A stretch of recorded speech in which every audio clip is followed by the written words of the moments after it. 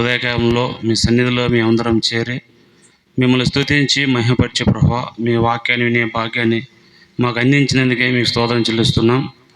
మరినైనా మొదటి కూడిగా మీ దాసులు మీ పక్షాన్ని నిలబడుతుండగా మీరు మరుగుపరచండి. మీరు మీ దాసుని చేత మీ మాటలు వినిపించి మా జీవితాలకు మేలు క్షేమం దయచేయమని మీకు స్తోత్రం చెల్లిస్తున్నాం. ఇంకా మా ప్రియులు ప్రయాణంలో ఉన్న ప్రతి ఒక్కరిని ఈ కూడికకు క్షేమంగా చేర్చమని మీ దాసుల్ని మీరు బహుగా వాడుకోమని యేసు ప్రభుపేట స్తోత్రం చెల్లించి వేడుకుంటున్నాం తండ్రి. ఆమె వందనాలు చెల్లిస్తున్నాను. పెద్ద ప్రసంగం కాదు కానీ పెద్ద ప్రసంగం తర్వాత వింటాము. దానికి ముందుగా బ్రేక్ఫాస్ట్ లాగా చిన్న సందేశాన్ని మనం న్యాయాధిపతుల గ్రంథములో ధ్యానం చేద్దాం. ఈ గ్రంథాన్ని నేను చాలాసార్లు చదివాను. చాలాసార్లు అంటే చాలాసార్లు.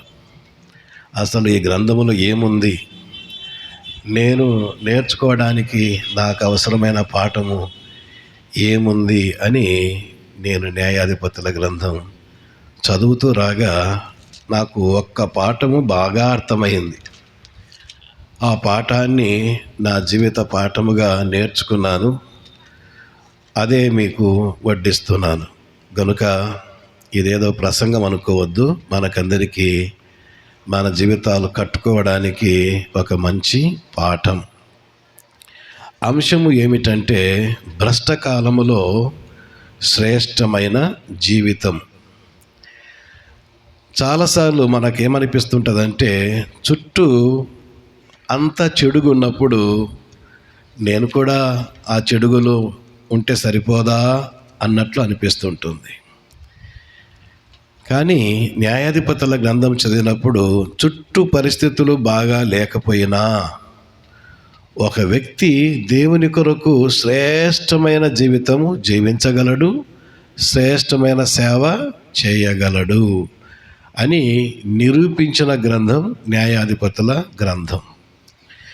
మరి ఈనాడు మనం కూడా పల్కూరు మొదలు ఇంకా ఏ పట్టణానికి వెళ్ళినా, ఏ దేశానికి వెళ్ళినా మన చుట్టూ ఏం కనబడుతుందంటే పాపము, భ్రష్టత్వమే. ఇటువంటి లోకములో నీవు నేను శ్రేష్టమైన జీవితాన్ని జీవించగలమా?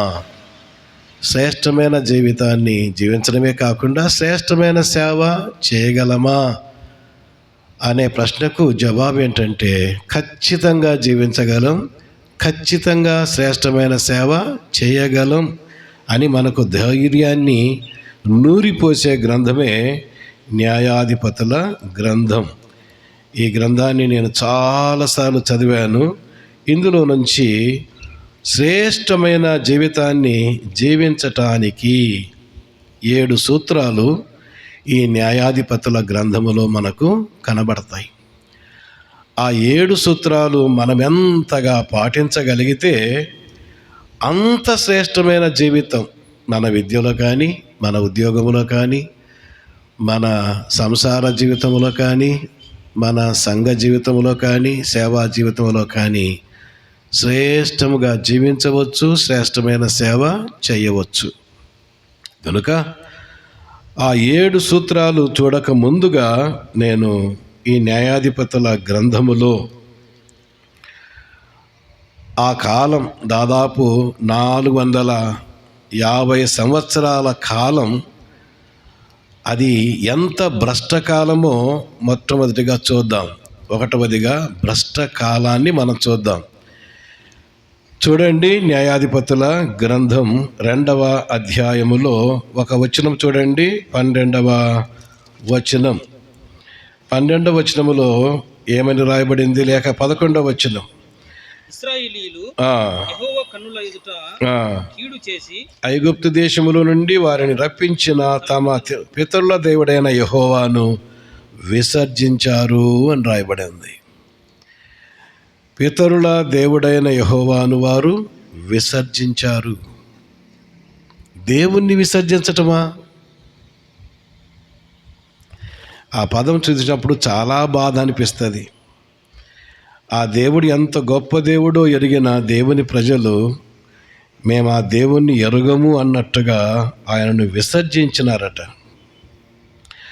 విసర్జించడమే కాదు, ఇంకేం చేశారయ్యా అంటే 12వ వచనం చూడండి. తమ చుట్టూ నుండి జనుల దేవతలలో ఇతర దేవతలను అనుసరించి వాటికి నమస్కరించి యెహోవాకు కోపము పుట్టించారు.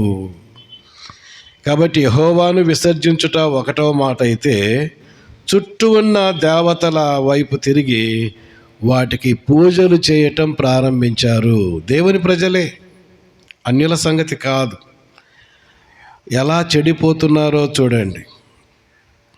అలా ముందుకు చదువుకుంటూ వస్తే 17వ వచనం చూడండి, 2:17. తమ పితరులు యెహోవా ఆజ్ఞలను అనుసరించి నడిచిన మార్గము నుండి త్వరగా తొలగిపోయి ఇతర దేవతలతో వ్యభిచరించటము. ఇక 4వ మాట చూడండి, 19వ వచనంలో, ఒక్కొక్క న్యాయాధిపతి చనిపోగా వారు వెనుకకు తిరిగి ఇతర దేవతలను అనుసరించి పూజించుచు వాటికి సాగిలపడుచు ఉండటం వలన తమ క్రియలలోనేమి తమ మూర్ఖ ప్రవర్తనలోనేమి దేనిని విడువక తమ పూర్వీకుల కంటే మరీ మిగుల చెడ్డవారైరి. ఎవరు? అన్యులు కాదు. ఎవరు? దేవుని ప్రజలు. చెడ్డవారైరి, మిగుల చెడ్డవారైరి, మరీ మిగుల చెడ్డవారైరి అని 4వ మాట మనం చదువుతున్నాం. అలా ముందుకు వెళ్తే మరొక మాట చూడండి, 4వ అధ్యాయం 1వ వచనం. ఏహూదు మరణమైన తర్వాత ఇశ్రాయేలు ఇంకను యెహోవా దృష్టికి దోషులైరి అని 5వ మాటగా మనం చూడవచ్చు. అలా న్యాయాధిపతుల గ్రంథాన్ని చదువుతూ రాగా అడుగడుగున వారు చెడిపోయారు. 10వ అధ్యాయం చూడండి, 6వ వచనం. ఇశ్రాయేలు యెహోవా సన్నిధిని మరలా దుష్ప్రవర్తనులైరి, వారు యెహోవాను విసర్జించి ఆయన సేవను మానివేశారు, దేవతలను పూజిస్తున్నారు అని 6వ మాటగా చూస్తున్నాం. ఇక ఆఖరు మాట 7వ మాట చూడండి. కనీసం ఆఖరు అధ్యాయమైన ఆఖరు వచనమైన బాగుందేమో అని ఆశిస్తే ఆఖరు అధ్యాయం అనగా 21, ఆఖరు వచనము అనగా 25 చూడండి. ఆ దినములలో ఇశ్రాయేలీయులకు రాజు లేడు, ప్రతి వాడును తన ఇష్టానుసారముగా ప్రవర్తించుచు వచ్చాను. కాబట్టి మనం చూచిన 7 వచనాలు ఇశ్రాయేలు ప్రజల భ్రష్టత్వాన్ని తెలియచేస్తుంది. ఆఖరు వచనము ఇష్టారాజ్యం. దేవుని ప్రజలే కానీ ఎంత ఇష్టారాజ్యానికి అలవాటు పడ్డారో చూడండి. మొన్న ఒక ఇంటికి ఫోన్ చేశాను. ఫోన్ చేస్తే ఆ ఇంట్లో అబ్బాయి ఎత్తాడు ఫోన్. నేను అన్నాను, డాడీ ఉన్నారా నాయనా అని అడిగితే, డాడీ సేవకి వెళ్ళాడండి అన్నాడండి. బాగుంది ఆ మాట. డాడీ సేవకి వెళ్ళాడా? మమ్మీ ఉన్నారా అని అడిగాను. మమ్మీ ఎక్కడికి వెళ్ళారో తెలియదు అంకుల్ అన్నాడండి. అంటూ ఎక్కడికి వెళ్తాదో కూడా మాకు చెప్పదు అంకుల్ ఉన్నాడండి అబ్బాయి. మరి డాడీ సేవకి వెళ్ళాడు, మమ్మీ బయటికి వెళ్ళింది. ఈరోజు మీకు బైబిల్ స్టడీ కదా, నీవు మందిరంలో ఉండాలి కదా, నువ్వు ఇంట్లో ఎందుకు ఉన్నావు అంటే, నాకు మందిరం వెళ్ళే అలవాటు లేదు అంకుల్ అన్నాడు అబ్బాయి.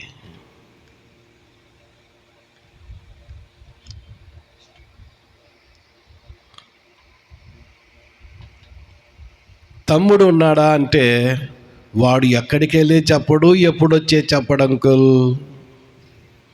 అని అంటూ ఆ పిల్లోడు ఏమన్నాడంటే, మా ఇంట్లో ఎవరి ఇష్టము చెప్పండి వారిది. దైవ సేవకుని ఇల్లది. అది విన్నప్పుడు నాకే సిగ్గుపోయింది. ఇలాంటి ప్రపంచంలోనా మనం బ్రతుకుతుండేది? మా ఇంట్లో ఎవరి ఇష్టం వాళ్ళది అంకుల్. ఎంత విచారం అండి. ఒక సరి అయిన నాయకత్వం లేదు, ఎవరి ఇష్టం వారిదే. లోకములో ఉన్న వ్యవహారం సంఘములోకి వచ్చేసింది. మొన్న బస్ స్టాండ్లో కూర్చుంటే ఆ గోడ మీద ఒక మాట రాయబడిందండి, జట్టు టికెట్ కొనుక్కోండి, ఇష్టం వచ్చినట్టు తిరగండి అని ఉందండి. అక్కడ ఏం కొనాలంట? జట్టు టికెట్ కొనండి, ఇష్టం వచ్చినట్టు తిరగండి అన్నట్టుంది మన కథ. కాబట్టి ఇండిసిప్లిన్, విచ్చలవిడి, క్రమానికి వ్యతిరేక పదం ఏంటండి? విచ్చలవిడి. చూడండి, స్కూళ్ళలో కానీ, కాలేజెస్లో కానీ, యూనివర్సిటీస్లో కానీ, డిపార్ట్మెంట్స్లో కానీ, వీధుల్లో కానీ, పట్టణంలో కానీ ఒకప్పుడు ఉన్న క్రమాలు ఇప్పుడు లేవు. విచ్చలవిడి. అక్కడ టీచర్ వస్తున్నాడంటే మేము అట్లా చుట్టూ తిరిగిపోయేవాళ్ళం, అంత భయం. అక్కడ హెడ్ మాస్టర్ వస్తున్నాడంటే కాళ్ళు ఇక్కడ వణికేటివి అన్నమాట, అంత భయం ఉండేది. ఇక స్కూల్ అంటే అంత భయం ఉండేది. ఇప్పుడు ఎక్కడైనా కనబడుతుందా వాతావరణము? లోకములో విచ్చలవిడి. సరే, మరి సంఘములో కూడానా అంటే అవును అన్నట్టుగా కనబడతా ఉంది. ఇది భ్రష్టకాలం. ఆ కాలములో శ్రేష్టమైన నాయకులు వచ్చారండి. అది నాకు ఆశ్చర్యం అనిపించింది. ప్రజలు ఇంత భ్రష్టంగా ఉన్న శ్రేష్టమైన నాయకులు 15 మంది ఉన్నారండి ఇక్కడ. ఒకటో వ్యక్తి ఒత్నియేలు, ఆఖరు వ్యక్తి సమూయేలు. మొత్తం 15 మంది చుక్కల్లో చంద్రునిలాగా భ్రష్టకాలములో శ్రేష్టమైన నాయకులను ఇశ్రాయేలు ప్రపంచం చూచింది. నేను అనుకున్నాను, ఎలా సాధ్యమైంది? వాతావరణం అంతా ఇంత కలుషితంగా ఉంటే వారి మధ్య ఇంత మంచి నాయకులు, న్యాయాధిపతులు, రక్షకులు ఆ ప్రపంచంలో ఎలా ఉద్భవించినారు? ఉద్భవించడమే కాకుండా శ్రేష్టమైన జీవితాన్ని జీవించారు, శ్రేష్టమైన సేవ చేశారు. ఇది ఎలా సాధ్యమైంది అని ఒక రీసెర్చ్ చేశానండి. నాకు పుస్తకాలు చదవటం అంటే చాలా ఇష్టం. గంటల తరబడి చదవగలను. రాత్రి 6కు కూర్చుంటే ఉదయం 6 వరకు చదవగలను. అలా ఎన్నో రాత్రులు చదివాను.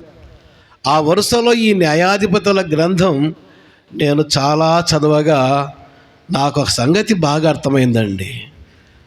ఆ భ్రష్టకాలములోనే శ్రేష్టమైన వారు రావటానికి ఆ భ్రష్టకాలములో ఇశ్రాయేలుల మధ్య ప్రార్థించేవారు ఉన్నారు. అది నాకు అర్థమైంది. కాబట్టి స్నేహితులారా, మన చుట్టూ పరిస్థితులు ఎలా ఉన్నా మనము, మన కుటుంబాలు, మన సంఘం ప్రార్థనాపరులతో కూడిన సంఘమైతే, కుటుంబమైతే మనలో శ్రేష్టమైన జీవితాన్ని చూడొచ్చు. మనము శ్రేష్టమైన సేవ ప్రపంచానికే అందించవచ్చు. ఇది నేను నేర్చుకున్న పాఠం. ఒక పలుకురు కాదు, ఆసియా, ఐరోపా, అమెరికా,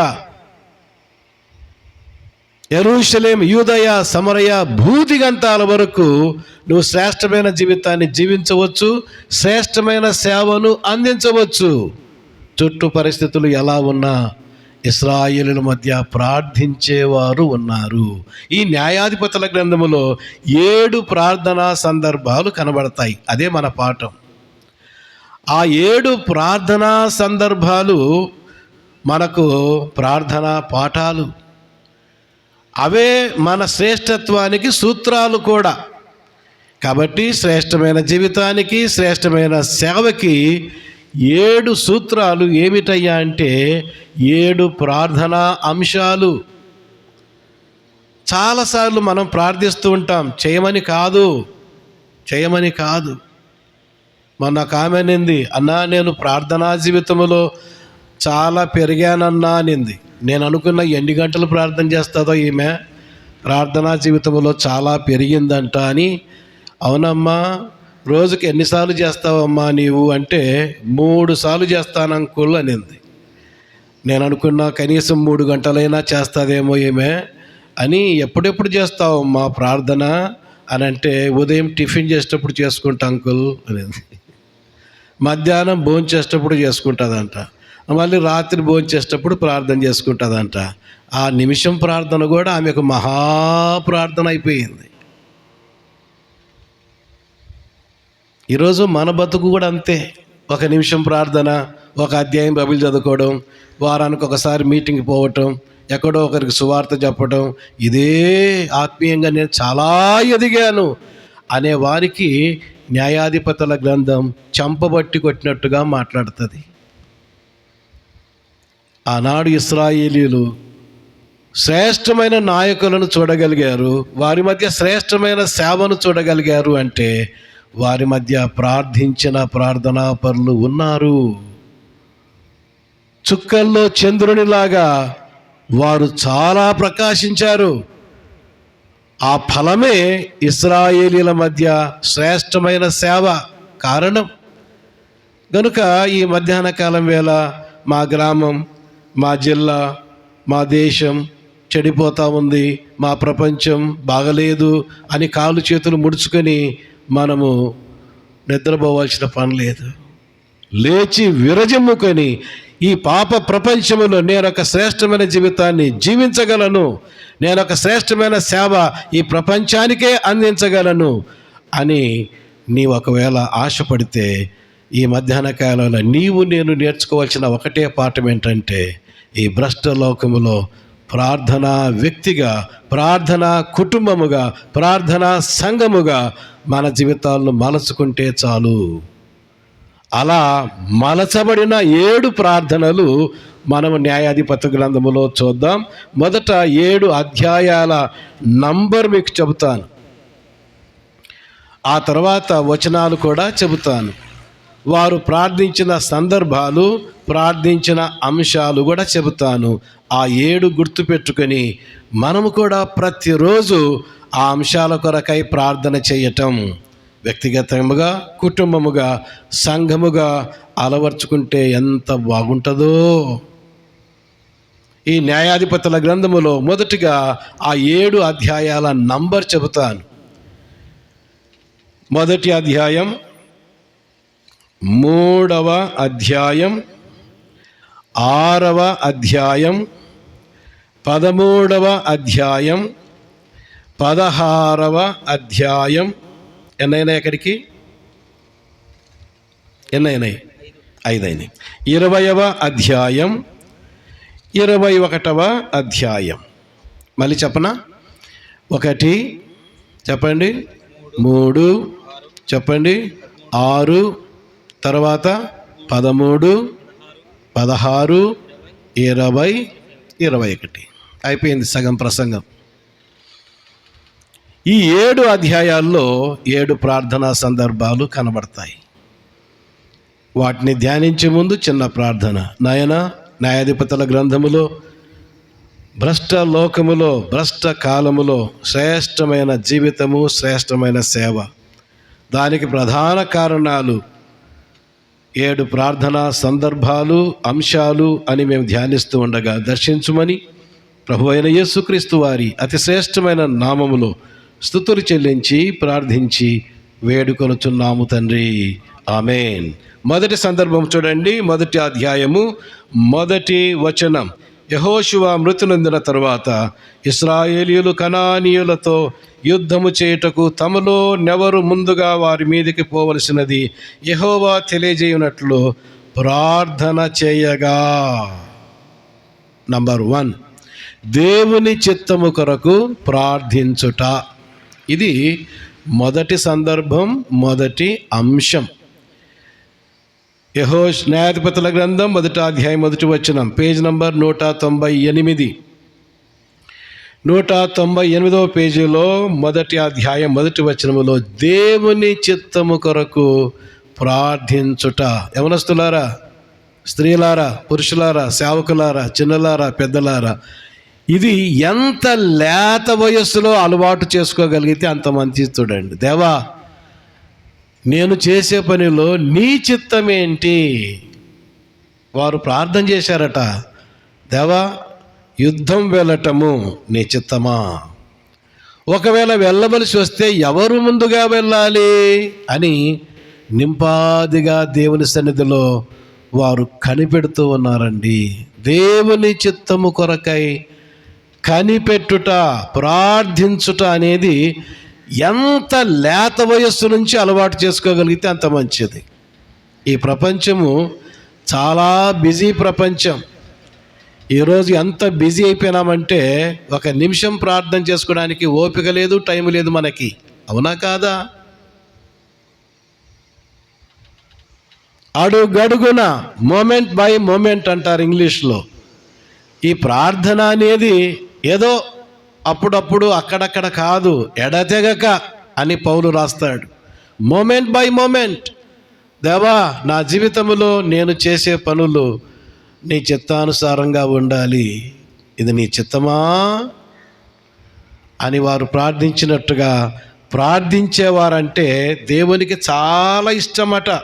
యెషయా గ్రంథములో మీకందరికీ ఒక బంగారు వచనం, బైబిల్ అంతా బంగారే, అయితే ఈ సందర్భంగా ఒక వచనాన్ని అందరూ చూడాలని మనవి చేస్తున్నాను. యెషయా గ్రంథము చూడండి, 64వ అధ్యాయం. బైబిల్లో నాకు చాలా ఇష్టమైన వచనాల్లో ఒకటి 64వ అధ్యాయము 4వ వచనం చూడండి. 64:4 తన కొరకు కనిపెట్టువాని విషయమై నీవు తప్ప తన కార్యము సఫలము చేయు మరి ఏ దేవునిని ఎవడును ఏ కాలమున చూచి ఉండలేదు. చూసారా ఎంత బాగుందో మాట. ఆయన సన్నిధిలో కనిపెట్టుకునే వ్యక్తి అంటే, ఆ వ్యక్తి పట్ల కార్యాన్ని సఫలము చేయడం అంటే ఈ దేవునికి అంత ఇష్టమో. కానీ విచారం ఏంటంటే ఆయన సన్నిధిలో మోకరించి దేవా అని అడిగేంత ఓపిక లేదు, శ్రద్ధ లేదు మనకి. అక్కడే తప్పిపోతున్నాం, ఇష్టారాజ్యంగా వెళ్ళిపోతా ఉన్నాం. మొన్న ఒక ఆమె హాస్పిటల్ కాంపౌండ్లో కనపడింది. ఎవరో ఆమె కాస్త తెలిసిన ఆమెలాగా ఉంది అని వెళ్ళాను. దగ్గరికి వెళ్ళి చూస్తే తెలిసిన ఆమెనే. దగ్గరికి వెళ్ళి చూస్తే ఏడుస్తా కూర్చుంది ఆమె. ఏంటక్క హాస్పిటల్ ఏడ్చుకుంటూ కూర్చున్నావు, ఎవరైనా బాగలేరా హాస్పిటల్లో అంటే ఏమని తెలుసా ఆమె? అదేం కాదు నాయనా అని ఉంది. మరి ఎందుకు ఇక్కడ ఏడుస్తున్నారు అంటే, ఏమి లేదు నాయనా, పాపకు పెళ్లి చేశాను అనిందండి. పాపకు పెళ్లి చేస్తే ఏడుస్తారా నవ్వుతారా? చెప్పండి, మీరు చెప్పండి. బిడ్డకు పెళ్ళి అయిందంటే ఏడవాలనా నవ్వాలనా? చెప్పండి, మాట్లాడండి. నవ్వాలి, సంతోషించాలి. బిడ్డకు పెళ్ళి అయితే ఆనందంగా ఉండాలి కదా అక్క, మీరేంటి ఏడుస్తున్నారు అంటే, నాయన పెళ్ళి సరిగ్గా నెల కూడా పూర్తి కాలేదు, పాప సూట్ కేసుతో ఇంటికి వచ్చేసింది. ఎందుకక్క అంటే, వాడు తన్నిన తన్ను తన్నకుండా తంతున్నాడయ్యా. ఎవడు వాడు అన్నాను. అల్లుడుగాడు అంటుంది. అల్లుడు గారు కాదు ఏంటి, అల్లుడుగాడు. నేను అన్నాను, యేసు ప్రభువుని నమ్ముకున్నాడా ఆయన అంటే, లేదయ్యా అనింది. అన్యుడా అన్నాను. అవునయ్యా అనింది. మరి నీ బిడ్డని ఎలా ఇచ్చావమ్మా? ఇచ్చే ముందు ఎన్ని నెలలు ప్రార్థన చేశావు అన్నానండి. ఆమె అనింది, ఒక్కరోజు కూడా ప్రార్థన చేయలేదంట. మరి ఎలా ఇచ్చావు అంటే, బాగా చదువుకున్నాడు అనుకున్నానయ్యా, తెల్లగా ఉన్నాడు కదా అనుకున్నాను, మా కులమే అనుకున్నాను, మంచి ఉద్యోగము జీతం అనుకున్నానయ్యా.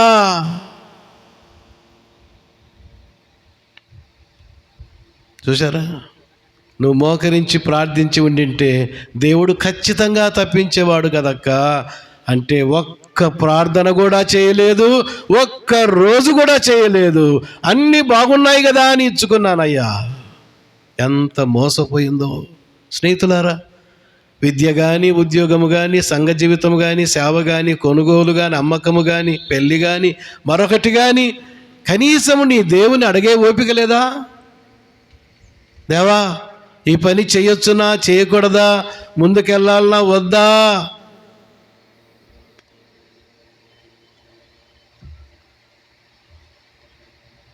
ప్రియులారా, బంగారు వచనం మరొకటి మీకు చూపిస్తాను. యోహాను పత్రికలో చూడండి. అది మీరు ఎంతైనా అండర్లైన్ చేసుకోండి, ఆ మాటను మీరు ఎంతైనా అండర్స్టాండ్ చేసుకోండి. ఆ మాటను మీరు ఎంతైనా అప్లై చేసుకోండి, ఇతరులకు సప్లై కూడా చేయండి. ఏమిటా వచనం? యోహాను మొదటి పత్రిక 2వ అధ్యాయము 17వ వచనము. లోకమును దాని ఆశయు గతించిపోవును గాని దేవుని చిత్తమును జరిగించువాడు, చెప్పండి, నిరంతరము. వినండి, దేవుని చిత్తానుసారముగా నీవు ఏది చేసినా దాని యొక్క ఫలితాలు నిరంతరము ఉంటాయి. నేను బైబిల్ కాలేజ్ ప్రారంభించేటప్పుడు 2 సంవత్సరాలు ప్రార్థన చేసినానండి. కర్నూలులో సంఘాన్ని ప్రారంభించే ముందు 2 సంవత్సరాలు ప్రార్థన చేయడం జరిగింది.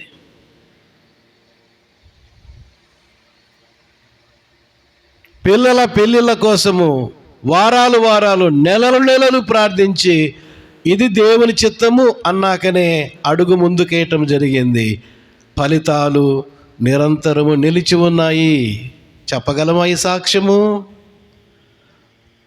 1వదిగా దేవుని చిత్తము కొరకు ప్రార్థించుట. ఇక 2వ సందర్భాన్ని చూడండి.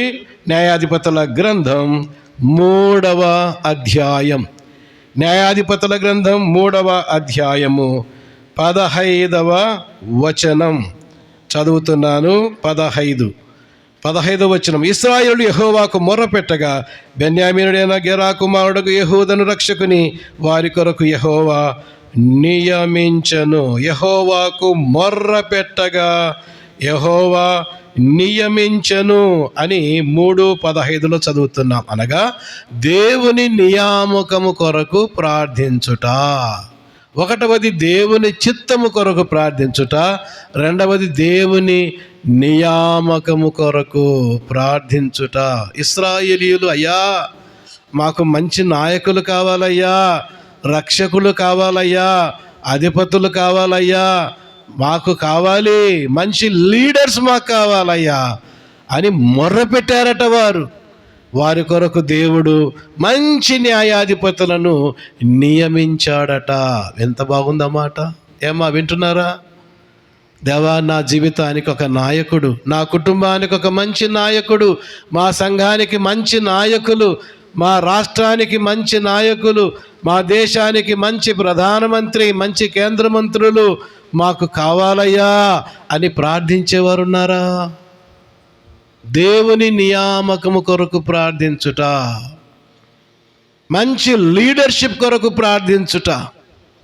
ఈ ఉదయం డేవిడ్ నేను మాట్లాడుకుంటూ ఉన్నాం. మార్నింగ్ అసెంబ్లీస్ మధ్య, భారతదేశంలో సంఘాల మధ్య మంచి లీడర్స్ని మనం మిస్ అయిపోతున్నాము. గనుక సంఘాలు భ్రష్టు పడుతున్నాయి. మంచి నాయకులు కావాలి. అవునా కాదా? యదా రాజా తదా ప్రజ, యదా గురు తదా శిష్య, యదా కాపరి తదా గొర్రెలు. నాయకుని బట్టే ప్రజల జీవితాలు ఉంటాయి. కాబట్టి మంచి లీడర్, నీ జీవితానికి ఒక మంచి శిల్పి, నిన్ను ఒక మంచి శిల్పముగా చేయగలుగుతాడు. పరలోకపు దేవుడు ఉన్నాడులే, అనుమానం లేదు, ఆయన గొప్ప శిల్పి. అయితే భూలోకములో నీ జీవితాన్ని మలచటానికి నీకు ఒక మంచి నాయకుడు వద్దా? నీ కుటుంబానికి మంచి నాయకుడు వద్దా? నీ సంఘానికి మంచి నాయకులు వద్దా? నీ గ్రామానికి, నీ ప్రపంచానికి మంచి నాయకులను దేవా నా జీవితానికి నియమించయ్యా, వారి ద్వారా నేను కట్టబడాలి, చెక్కబడాలి, మంచి శిల్పముగా, మంచి ఆకారముగా, అందంగా నేను తయారు కావాలి. అలాంటి లీడర్షిప్ని నాకు దయచేయ్యా. విచారం ఏంటంటే లీడర్సే సరిగా లేకపోతే, అవునండి, నాయకులముగా మనకే క్రమశిక్షణ లేకపోతే సంఘాలకేం నేర్పిస్తాము? గనుక మనకుగా మంచి నాయకత్వం, నిన్ను చక్కగా గైడ్ చేసే ఒక శిల్పి నీకు ఉండటం భాగ్యం కాదా? ఉదాహరణకు తిమోతిని అడుగుదాం. తిమోతి, నీ నాయకుడు ఎవరయ్యా? నీ శిల్పి ఎవరు అంటే ఏమంటాడు? నా శిల్పి పౌలు అంటాడు. అంటాడా లేదు? ఒకవేళ నిన్ను అడిగాను అనుకోండి, బాబు నీ శిల్పి ఎవరు అంటే నువ్వు చెప్పగలవా? ఉన్నాడా నీకు ఆ నాయకుడు? నాయకులు లేని గొర్రెలమైపోయినాం మనం, కాపరి లేని గొర్రెలమైపోయినాం మనం. నీకంటూ ఒక మంచి నాయకుడు అవసరం. అలాగే సంఘములో కూడా మంచి నాయకులు సంఘానికి 3 ప్రయోజనాలు కలిగిస్తారు. ఎఫెసీ పత్రిక చూడండి. ఏ సంఘములోనైనా మంచి నాయకులు, అయ్యా నా సంఘములో ఉన్న పెద్దలు మంచి పెద్దలుగా, మంచి నాయకులుగా వారిని తయారు చెయ్యేసయ్యా. వారి ద్వారా, వారి నాయకత్వములో నేను ఎన్నో మేళ్లను పొందాలి.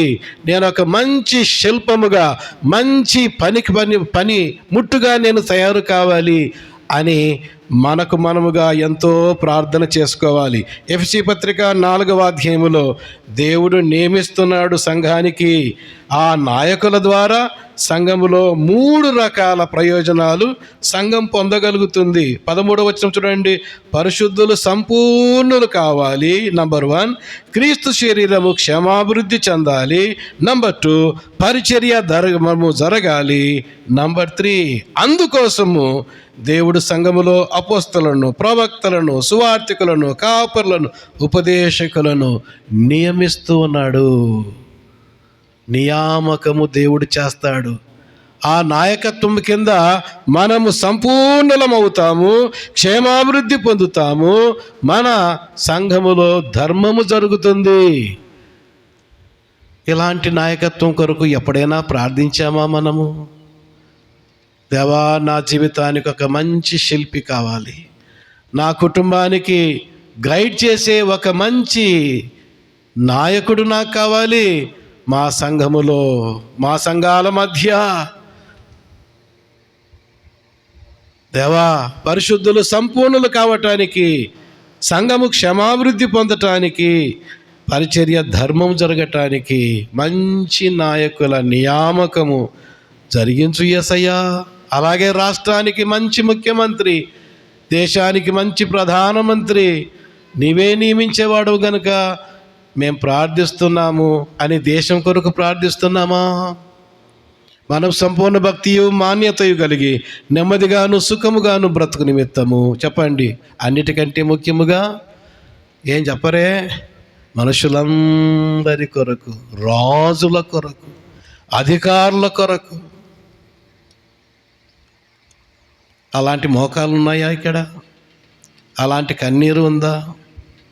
అలాంటి ప్రార్థనా పెదవులు ఉన్నాయా? నా మందిరము అనేకులకు ప్రార్థనా మందిరం, కానీ ప్రార్థించేవారేరి? 1వది దేవుని చిత్తము కొరకు ప్రార్థించుట. 2వది దేవుని చెప్పండి నియామకము కొరకు ప్రార్థించుట. 3వది చూడండి, న్యాయాధిపతుల గ్రంథం 6వ అధ్యాయము 6వ వచనం. 6:6 దేశమును పాడు చేయుటకు వారు దానిలోనికి వచ్చిరి. ఇశ్రాయేలీయులు మిద్యానీయుల వలన మిక్కిలి హీన దశకు వచ్చినప్పుడు చదువుతారా? వారు యెహోవాకు 3వది దేవుడిచ్చే ఉన్నత దశ కొరకు ప్రార్థించుట. Praying for God given high state. దేవుడిచ్చే ఉన్నత దశ కొరకు ప్రార్థించుట. వారు ఇప్పుడు హీన దశలో ఉన్నారు. అమాలేకీయులు దోపిడీ చేసేశారు. వారి యొక్క జంతుజాలము, గొర్రెలు, ఎద్దులు, పాడి పశువులు, గాడిదలు, అలాగే పొలాలు, పంటలు మొత్తము లూట్, మొత్తము ఖాళీ అయిపోయినాయండి. ఇశ్రాయేలీయులు ఇప్పుడు బ్యాంక్రప్ట్, దివాలా తీశారు. పొలాల్లో ఏమీ లేదు, పంటలో ఏమీ లేదు, ఇంట ఏమీ లేదు, అంత దోచబడ్డారు. ఇప్పుడు అంటున్నారు, అయ్యా మేము హీన దశలో ఉన్నాము, ఈ హీన దశ నుంచి మమ్మల్ని తప్పిస్తావా అని మొర పెడుతున్నారు. తమ్ముడు, చెల్లి, నీకు ఒక ప్రశ్న వేయనా? అయ్యా అమ్మ, ప్రశ్న వేయనా? నీ జీవితంలో సాతానుడు ఎన్నిసార్లు నిన్ను దోపిడీ చేశాడో తెలుసా నీకు? ఎంత ఫలించాలి నీవు? ఎన్ని ఆత్మలు సంపాదించాలి? ఎంత సేవ నీ జీవితం ద్వారా జరగాలి? ఎంత అభివృద్ధి జరగాలి? ఏది అంటే ఖాళీ. దోపిడీ అయ్యాము. సమయాన్ని దోచాడు, సాక్ష్యాన్ని దోచాడు, సంతోషాన్ని దోచాడు, తీవ్రతను దోచాడు. సాతానుడి దోపిడికి గురి అయిపోయి దివాలా ఎత్తాము. ఇప్పుడైనా హీనదశ అర్థం కాదా? అయ్యా, మేము హీనదశకు వచ్చాము. ఒక్కసారి వెనక్కి చూసుకుంటే మన వయస్సు ఎంత, మన ద్వారా ఎంత సేవ జరిగింది?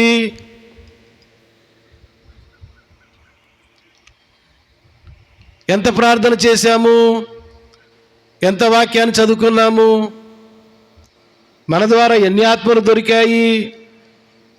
ఏమీ లేదు. దినాలు, నెలలు, సంవత్సరాలు గతించిపోయినాయి. సాతానుడు మనల్ని ఎప్పుడో దోచేశాడు. ఎప్పుడైనా కళ్ళు తెరచి, అయ్యా నా జీవితంలో ఏ పంట లేదయ్యా, ఫలించాలి, ఎక్కువగా ఫలించాలి, బహుగా ఫలించాలని ఆశ పెట్టుకున్నావు, కానీ ఆకులు తప్ప, సోకులు తప్ప ఫలాలు ఏమి లేవయ్యా. నేను హీన దశలో ఉన్నానయ్యా. అయ్యా, నేను ఎక్కలేనంత ఎత్తైన కొండపైకి నన్ను ఎక్కించయ్యా. నా హీన దశ నుంచి ఉన్నత దశకు నేను రావాలయ్యా అని ప్రార్థించుకుందామా మనము? ఏదో పగలగొట్టినట్టుగా, కొండలు పిండి చేసినట్టుగా, మేకపోతు గాంభీర్యముతో దేవుని ఎదుట కనబడితే ఏం ప్రయోజనము? దీనులమై, క్షీణులమై మన హీన దశను మనం ఒప్పుకుందాం. హీన దశ మీకా కూడా అదే ప్రస్తావిస్తాడు. మీకా కూడా దేవుని ప్రజల పక్షాన ప్రతినిధిగా ఏమంటాడో చూడండి. మీకా గ్రంథం 7వ అధ్యాయములో దేవుని ప్రజల పక్షాన ఒక ప్రతినిధిలాగా ఒక్క అంజూరపు పండైనా పండలేదే. మీకా గ్రంథం 7వ అధ్యాయము 1వ వచనము చివర్లో అంటాడు, క్రొత్త అంజూరపు పండైనను లేకపోయనే. I am empty Lord, I am bankrupt. నేను దివాలా కోరు.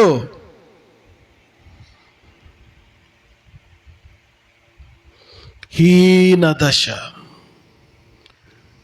గనుక, అయ్యా నేను హీన దశలో ఉన్నాను. నా చదువులో, నా ఉద్యోగములో, నా సంసారములో, నా సంఘములో, నా సేవలో, ఆత్మల సంపాదనలో, గొప్ప కార్యాలు చేయుటలో బీడు బారిన పొలమయ్యా. నేను పండాలని ఆశ ఉందయ్యా, పండించవా? క్షీణ దశలో ఉన్నాను, నాకు ఉన్నత దశ కావాలి అని వారు ప్రార్థించుకుంటున్నారండి. ఈ రాత్రి మన ఖాళీ మనకు అర్థం కాకపోతే ఎలాగా? 62వ కీర్తనలో దావీదు మహారాజు ప్రార్థన చేసుకుంటున్నాడు. దేవా, నేను ఎక్కవలసినవి ఎన్నో ఉన్నాయ్యా, ఎక్కడో ఆగిపోయినట్టుగా నాకు అనిపిస్తూ ఉంది. నా జీవితము స్టాగ్నేటెడ్ అనిపిస్తూ ఉంది నాకు. I want to go up. 61వ కీర్తన 2వ వచనం, నా ప్రాణము తల్లడిల్లగా భూదిగంతముల నుండి నీకు మొరపెట్టుచున్నాను. నేను ఎక్కలేనంత ఎత్తైన కొండపైకి నన్ను ఎక్కించుము అని దావీదు, నా సరిహద్దులు విశాలపరచుము అని యబ్బేజు ఎంత మంచి ప్రార్థన చేసుకున్నారు. ఉన్నాయా ఈ ప్రార్థనలు? 4 పాటలు వస్తే మనల్ని పట్టలేకపోతున్నాం. 4 ప్రసంగాలు వస్తే ఇంక నా అంత ప్రసంగికుడే లేడు అన్న విడ్డూరమైన ప్రవర్తనలో మనలో కనబడుతుంటుంది. మనము ఎంత ఖాళీయో మనకు అర్థం కావటం లేదు. హీన దశ నుంచి మాకు మేలు కావాలి, ఉన్నత దశ కావాలి అని వారు ప్రార్థన చేసుకున్నారట. కాబట్టి భ్రష్టకాలములో శ్రేష్టమైన జీవితానికి, సేవకి కారణాల్లో ప్రధాన కారణం వారి ప్రార్థన పరులు. వారు ఏం ప్రార్థన చేశారు? నంబర్ 1 దేవుని చిత్తము కొరకు, నంబర్ 2 దేవుని నియామకము కొరకు, నంబర్ 3 దేవుడిచ్చే ఉన్నత దశ కొరకు. 4వది చూడండి, న్యాయాధిపతుల గ్రంథం 13వ అధ్యాయం 8వ వచనము 12వ వచనం. 13వ అధ్యాయం 8వ వచనం. అందుకు మానోహ, నా ప్రభువా, నీవు పంపిన దైవజనుడు మరలా మా యొద్దకు వచ్చి పుట్టబోవు ఆ బిడ్డకు మేము ఏమేమి చేయవలెనో దానిని మాకు నేర్పునట్లు దయచేయమని యెహోవాను వేడుకొనగా. 12వ వచనం చూడండి. కావున నీ మాట నెరవేరినప్పుడు ఆ బిడ్డ ఎట్టివాడగునో అతడు చేయవలసిన కార్యమేమిటో తెలుపుమని మనవి చేయగా. చూసారా? 4వదిగా దేవుడిచ్చిన కుటుంబము కొరకు ప్రార్థించుట. మానోహ దంపతులకు కుమారుడు కలగబోతున్నాడు. పుట్టకముందే పుట్టబోయే శిశువు కొరకై, దేవా ఆ బిడ్డకు మేము ఏం నేర్పాలి, ఆ బిడ్డ ఎట్టివాడగును, అది మాకు నేర్పించయ్యా, మాకు చెప్పయ్యా అని బిడ్డల కొరకు, వారి నేర్పు కొరకు, అనగా దేవుడిచ్చిన కుటుంబం కొరకు ప్రార్థన చేయటం మర్చిపోయాం మనం. కుటుంబ ప్రార్థనలు అడుగంటిపోయాయి. దేవుడిచ్చిన కుటుంబం నీకు విలువ అర్థమైందా? కుమారుడు ఎట్టివాడగును, ఆ బిడ్డకు మేము ఏం చేయాలో అది మాకు చెప్పయ్యా అని బిడ్డల కొరకు ప్రార్థిస్తున్నామా? 127వ కీర్తనలో 128వ కీర్తనలో అసలు బిడ్డలంటే ఎవరు, బిడ్డల గురించిన విలువ ఏంటి బైబిల్ ఎంత బాగా చెబుతుందో. 127వ కీర్తన 3వ వచనములో, కుమారులు యెహోవా అనుగ్రహించు స్వాస్థ్యం. పిల్లలు అనగానే దేవుని ఆస్తి. నంబర్ 2, అదే 127వ కీర్తన 3వ వచనములో, గర్భఫలము ఆయన ఇచ్చు బహుమానం. 1వది దేవుని ఆస్తి, 2వది దేవుని బహుమానం. 3వదిగా 4వ వచనములో, యవన కాలమందు పుట్టిన కుమారులు చెప్పండి, బలవంతుని చేతిలోని బాణములు. దేవుని ఆస్తి, దేవుని బహుమానం, దేవుని బాణాలు. అంతేకాదు 128వ కీర్తన 3వ వచనములో, నీ భోజనపు బల్ల చుట్టూ నీ పిల్లలు దేవుని ఉద్యానవనం. 4 పేర్లు చెప్పబడ్డాయి ఈ 2 కీర్తనలో. పిల్లల గురించి ఎంత ఉన్నతమైన విలువలు చెప్పబడ్డాయో చూడండి. తీయనక్కర్లేదు కానీ రాసుకోండి. ఆదికాండం 15:5లో ప్రభు అంటున్నాడు, పిల్లలు నీ సంతానము ఆకాశమందలి నక్షత్రాలు అని. పిల్లలకి దేవుని నక్షత్రాలు అని 5వ పేరు మనం చూస్తాం. ఇన్ని పేర్లు గల పిల్లల పట్ల మన బాధ్యతలు ఎలా ఉన్నాయి? అసలు వాళ్ళ కొరకు ప్రార్థిస్తున్నామా మనం? ఈరోజు నీ పిల్లల కొరకై ప్రార్థన చేసావా? ఉండేది 2 పిల్లలు లేక 3. ఆ 3 కొరకు కూడా నువ్వు ప్రార్థన చేసే ఓపిక లేకపోతే ఇక ఆ పిల్లలు ఏమైపోతారు ఈ ప్రపంచంలో? యోబుకి 10 మంది పిల్లలట. ఎంతమంది అండి? 10 మంది పిల్లల కొరకు పెందల కడ లేచేవాడట. చూసారా? యోబు గ్రంథం 1వ అధ్యాయము 5వ వచనములో, యోబు పెందలకడ అరుణోదయమున, 5వ వచనం, అరుణోదయమున లేచి వారిలో ఒక్కొక్కరి నిమిత్తమై దహన బలి నర్పించుచూ వచ్చాను. యోబు నిత్యము అలాగున చేయుచుండెను. ఎంత మంచి తండ్రి అండి! ఒక్కొక్కరి కొరకు 10 మంది కొరకు 10 బలులు అరుణోదయమున లేచి. ఇంత పెద్ద జమీందార్ అండి ఈయన, పెందలకడ లేచాడు. ఈరోజు ఒక ప్రశ్న వేయనా మీకు? ఈరోజు పెందలకడ లేచి ప్రార్థన చేసుకున్నామా నిజంగా?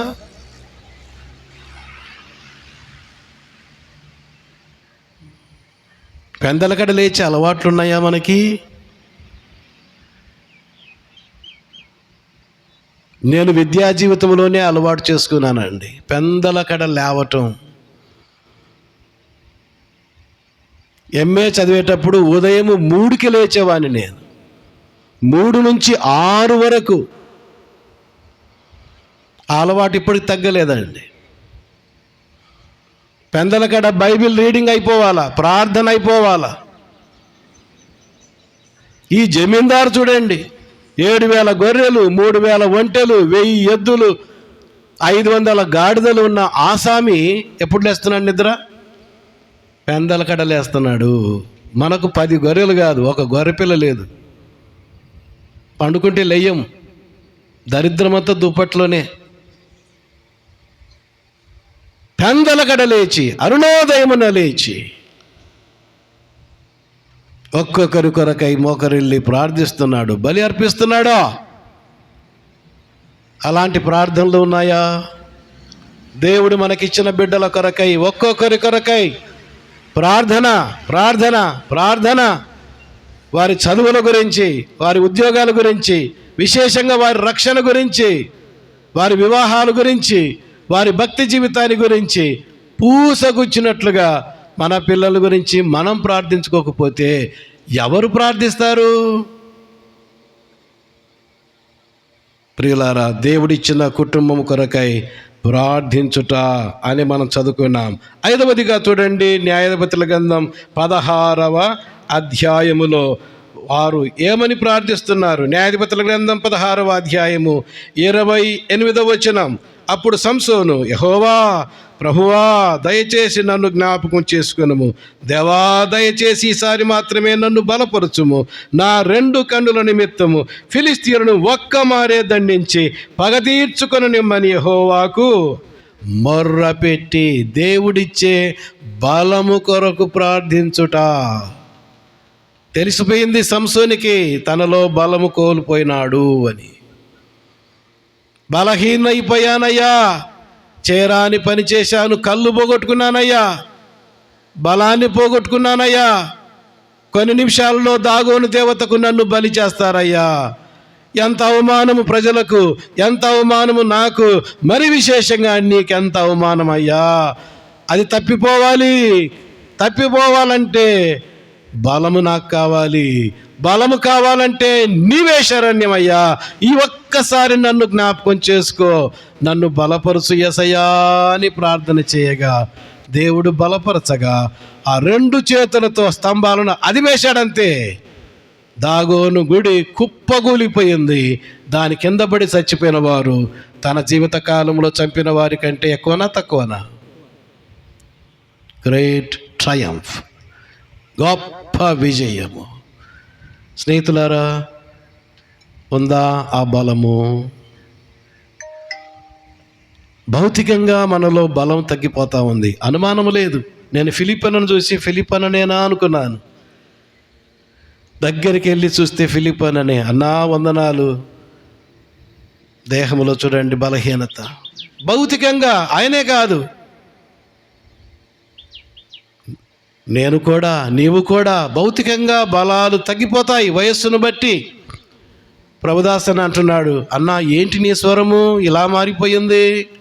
ప్రభుదాసననే కాదు, యూట్యూబ్లో వాక్యం విన్న వాళ్ళందరూ, అన్నా ఏమైపోయింది నీ స్వరం? కరోనాలో పోయింది, ప్రాణం పోవలసింది, ప్రాణం దక్కింది, స్వరం పోయింది. వయస్సు పెద్ద కొద్దీ బలాలు తగ్గిపోతాయి. అయితే ఆత్మీయ బలం మాత్రం తగ్గకూడదు. అది రాను రాను పెరగాల్సిందే తప్ప తగ్గకూడదు. గనుక దేవా, నేను బలహీనుడైపోతున్నాను, నీ బలముతో నేను గొప్ప కార్యాలు చేయాలయ్యా.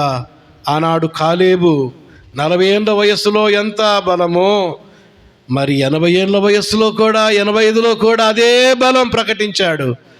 అలాగే దేవా, కాలేబు బలము నాకు దయచేయి.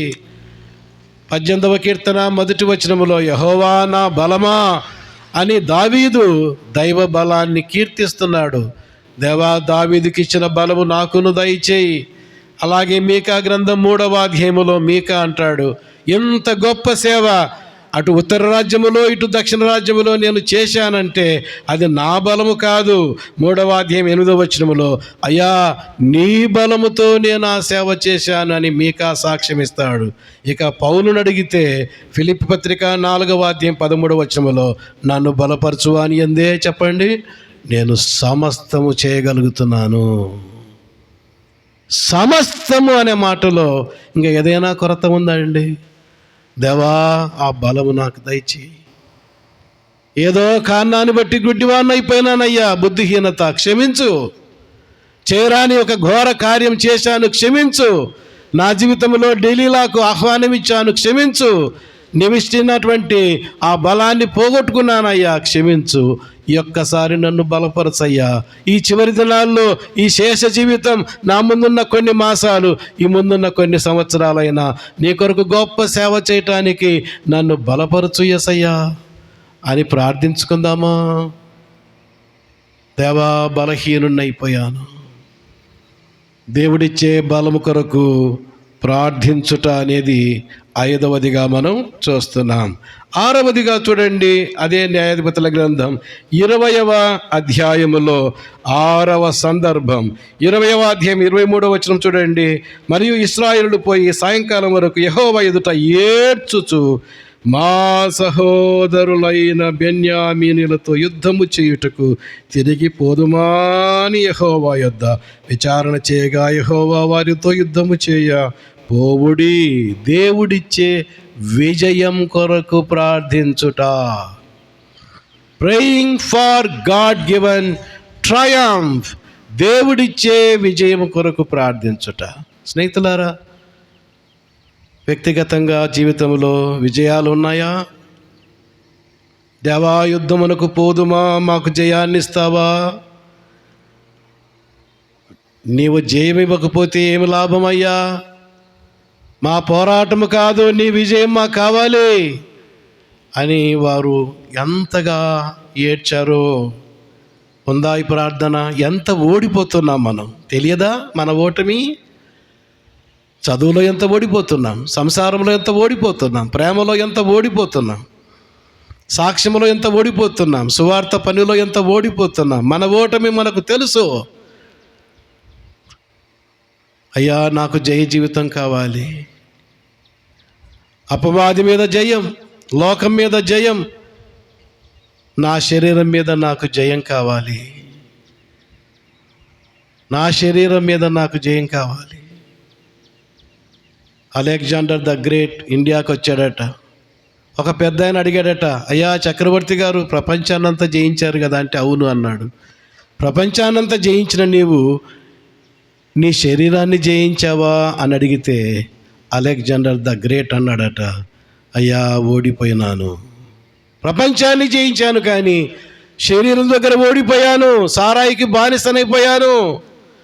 33 ఏళ్ళకే చచ్చిపోయినాడండి. ప్రపంచాన్ని జయించాడు కానీ సారా బుడ్డిని జయించలేకపోయాడు. సారాకు బానిస అయిపోయి మహాచక్రవర్తి 33 ఏళ్ళకే చనిపోయినాడండి. ఈరోజు నువ్వు అంటావు, చదువులో నేను చాలా మేధావిని. నిజమే, ఉద్యోగంలో మేధావివే, పొలంలో మేధావివే, డబ్బు సంపాదనలో మేధావివే. మరి శరీరం విషయం ఏమైంది? ఎక్కడో ఓడిపోయావు. చిన్న చిన్న పాపాలు మనల్ని ఓటమి పాలు చేస్తున్నాయి. మీకు ఒక సంగతి తెలుసునా? అలెగ్జాండర్ ద గ్రేట్ మహాచక్రవర్తి, ఆయన చావడానికి కారణం ఏంటి తెలుసా? మలేరియా రోగం. మలేరియా రోగం దేంతో వస్తా చెప్పండి? సింహం గరిస్తే కాదు, పులి గరిస్తే కాదు, చిరుతపులి గరిస్తే కాదు. ఏం కుట్టితే? దోమ కుట్టితే. దోమ కాటుతో చక్రవర్తి చచ్చిపోయినాడండి. నిన్ను నన్ను చంపడానికి పులులు అక్కర్లేదు బాబు. ఏమ్మా, నీ ఆత్మీయ జీవితాన్ని, నా సేవా జీవితాన్ని చంపడానికి చిరుత పులులు అక్కర్లేదు. పెద్ద పెద్ద పులులు, ఎలుగుబంట్లు అక్కర్లేదు, త్రాచుపాములు అవసరం లేదు. చిన్న దోమ చాలు నిన్ను నన్ను చంపడానికి. పెద్ద పెద్ద పాపాలు అక్కర్లేదు, సులువుగా చుక్కలు పెట్టే చిన్న పాపాలు చాలు మన సంసారాలను కొల్లగొట్టడానికి, మన సంఘాలను కొల్లగొట్టడానికి. చిన్న పాపము చాలు. మొన్న ఒక ఆమె ఫోన్ చేసింది, అన్నయ్య సార్, ఆ చర్చిలో బాగా వాక్యం ఉంటుంది, చాలామంది వస్తారని మొన్న వెళ్ళానన్నయ్య. వెళ్తే 300 మంది ఉండే ఆ సంఘములో ఆ రోజు 30 మంది కూడా లేరు, 10 మంది మాత్రమే ఉన్నారు. నాకు ఆశ్చర్యం అనిపించింది, బాధ అనిపించింది. మీటింగ్ అయిన తర్వాత ఏమైపోయారు ఈ సంఘస్థులంతా అని పక్క ఆమెను అడిగితే, పక్క ఆమె పక్కకు తీసుకెళ్ళి, పాపా అవును, ఈ సంఘములో 300 మంది ఉండేవారు. ఈరోజు 30 మంది కూడా లేరు, 10 మందే ఉన్నారు. కారణం ఏంటంటే అదుగా నాయకుడు, గొప్ప సేవకుడు, గొప్ప బోధకుడు, గొప్ప గాయకుడు, గొప్ప విద్వాంసుడు, గొప్ప సంగీత విద్వాంసుడు, అనుమానం లేదు, వరాలు గలవాడు. కానీ ఆ పాప బాగా పాడుతుందని బాగా పాటలు పాడించేవాడు, చనువుగా కూడా ఉండేవాడు.